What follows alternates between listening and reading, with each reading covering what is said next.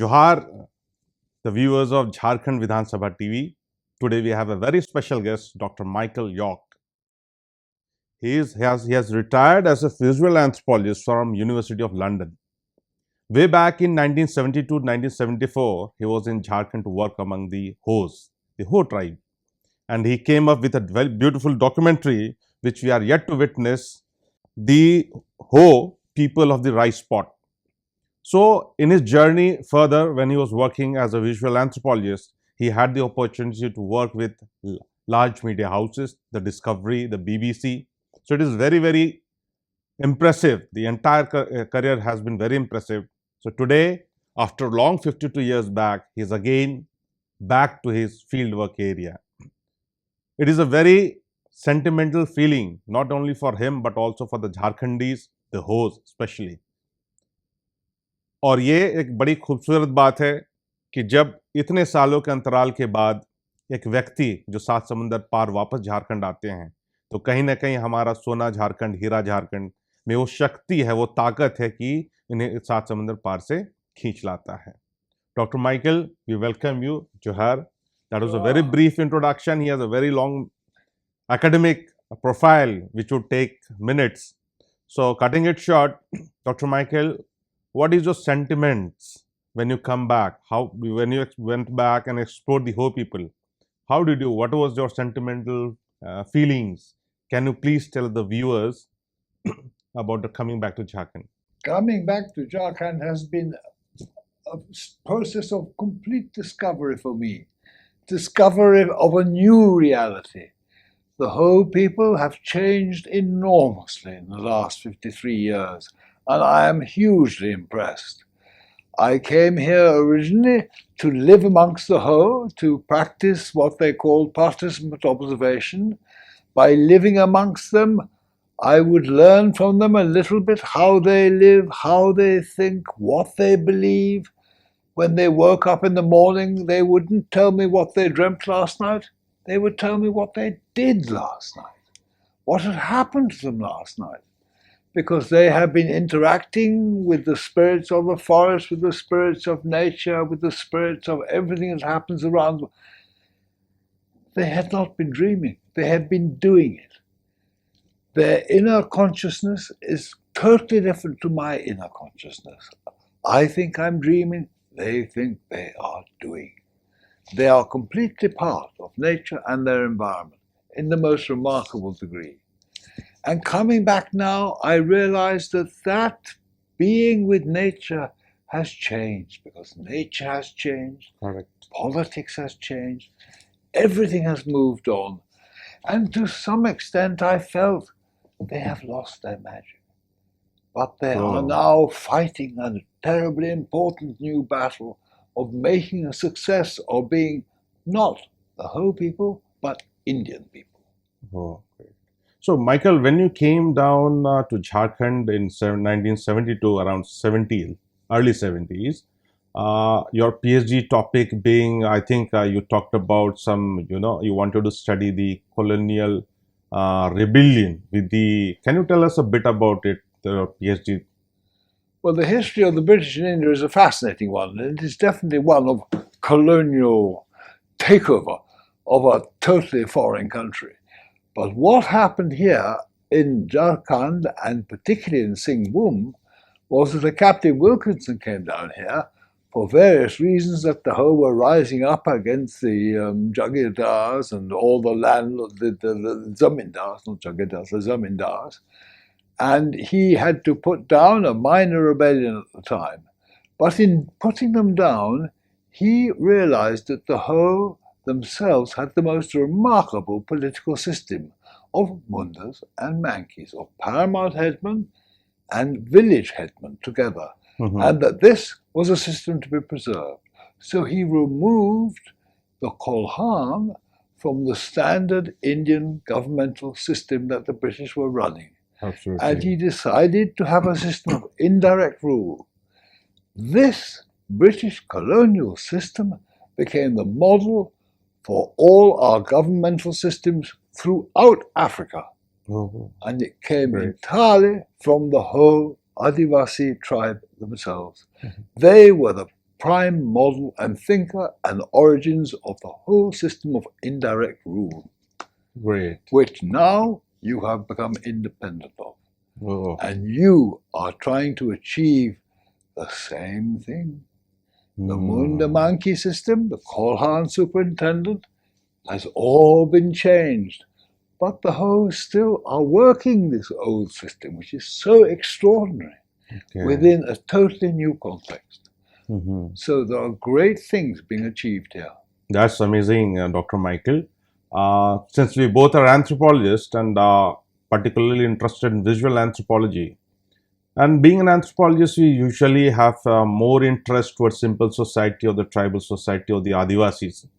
How important do you think the visual anthropology is for the societies that carry on oral traditions, especially? You have touched on the core of my existence as an anthropologist and filmmaker, and I'm very flattered that you should bring the subject up. The most important thing for an outsider like myself, when you make a film for people, of people, in order to express it to a distant culture, a British culture, which of course are the way around the world, you have to package it in many different ways. The modern way of packaging it is getting some sensational person, some important person, some televisual figurehead person to live amongst the people and to be seen to be living amongst the people. I find that to be a fundamental mistake. It should not be an outsider commenting on the people. They should talk for themselves. And the magic thing about film is subtitling. Yes, absolutely. You can read and at the same time hear. The rhythm with which they speak, the tonality with which they speak is so important. And through film, you can allow the people to speak for themselves. And you can allow your audience to experience what's going on inside their heads. Exactly. That is the core of anthropology. Combining film and anthropology in that way, you can achieve great things. And I hope I have done it. The one thing, the title of the film, The People of the Rice Pot, it sounds like an insult, but it's not. They say, we are Miad Mandi Chaturenko. We are the people of one rice pot. Wow. Because the spirit of their ancestors is brought after their burial back into the rice pot, which is the ading, which is the most sacred place in any Ho household. So they are truly the people of the rice pot. Great, Dr. Michael. Can you share your experiences with working with various agencies or the media houses? I named quite few, but I think you have a quite list of, like, you work with Discovery, National Geography. What else, and what are the awards? Let the viewers explore more about you, the awards that you have received. That was very impressive. Please. Well, I have a shelf in London, which whenever I wake up, my eye casts onto all the little award ceremonies that are sitting on my shelf. And I think, wow, I must be a big person. But I know I'm not. I'm a participant anthropologist who lives with, how can I put it, not lesser people, but minority people. And the important thing is giving minorities a sense of their culture, their identity, and who they are, because that is what will carry them successfully into the future. Great. Michael, since I have been also trying to do a bit of visual anthropology and already produced 2-3 documentaries that are very crude along with a few of my colleagues, one of the major issue or the challenge, or the ethical challenge which I find is, at times when either it is you or me, we try to formulate a concept and then try to cover or make a film, right? Yeah. But then again, when you talk about hardcore anthropologists, the film should talk about what the people think, and basically not what you and I think. I hope you're getting me. So, is there a paradox? Is there a conflict when we try to portray what we think and what the people are actually doing it? Did you find in any point of time that challenge? You wanted to portray the host in a Yes. certain way, and then the host came up with, no, this is not the case. We are something. It tells something different. In those days, and this was one of the great pleasures of filmmaking, is they were totally, I'm talking about 42 or 3 years ago, they were unconscious of what film was. Correct. They didn't even know or aware that they were filming, Mhm. which for me made life gloriously easier because I didn't say don't look at the camera or do look at the camera. Mhm. They were being themselves in a completely natural fashion. So that was not the problem. The problem was the technology of the time.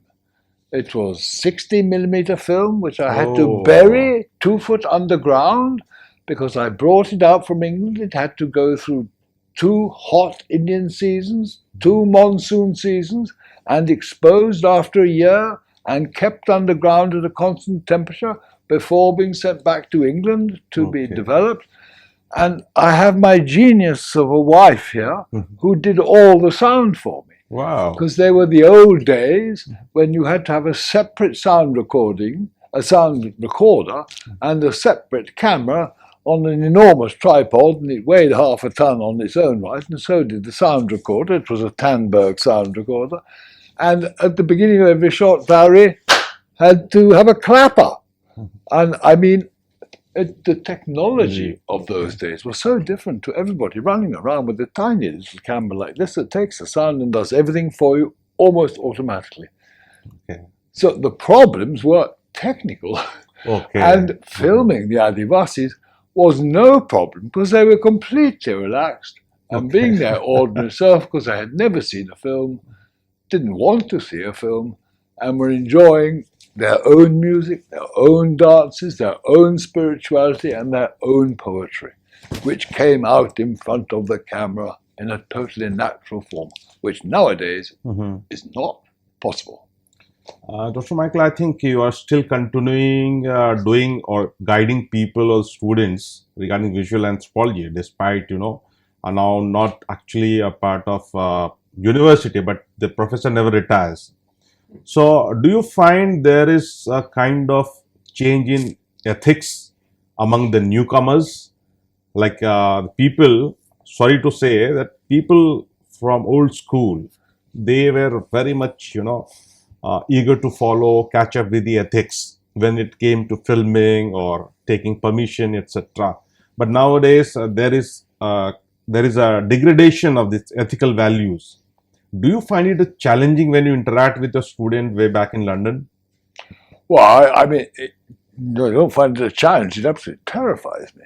Okay. I mean, when I did it, I had a 2-year grant in which I had to be a participant observer amongst the people for 2 years before I should even begin to put pen to paper. Wow. Nowadays, you have a survey, set questions, you come into an area, you ask questions for 3 months, you fill in your forms. It's a completely different ethic. It's a high-speed ethic today, fitting into a paper-driven formula, instead of what I call participant observation, which hardly exists nowadays, which is living amongst people, trying to be like them, and to trying to not only read what's happening in their minds, but read the conflicts that are happening in your own mind. It's entirely different. Exactly. Thank you so much. So, Dr. Michael, I think I'll come down to the last question. I think you will be flying back to London in a couple of days. Indeed. So, what are the emotions and sentiments you're carrying back home to share with your people? About the Ho, about the Jharkhand, about my state? The sentiments, if anything, is I cannot believe the changes that have happened. When I was here, this was a southern part of Bihar. Correct. There was never this grand building, there was never this sense of independence. But independence in itself is a very, very difficult thing to handle because you have to be part of a greater national reality as well as being proud and independent. And the balance between the two is a very, very tricky one. Okay. And I think I will carry that thought back to me and wondering what on earth is your future going to be like. You have industrial expansion in this area of an enormous degree. So, And it worries me. thank you so much, Dr. Michael York and Johar. Thank you, viewers, for being with us. This was Dr. Michael York from University of London, a visual anthropologist. His talk has been very inspiring. We talked about the ethics, we talked about filmmaking, we talked about what tribals think in their head, not think, what they do actually. So thank you so much for being our guest. And thank you Vidhan Sabha TV, its crew members, and also the Vidhan Sabha Adhyaksh, Ravinath Mehtoji, for accommodating us. Thank you so much. Johar. Johar, Johar.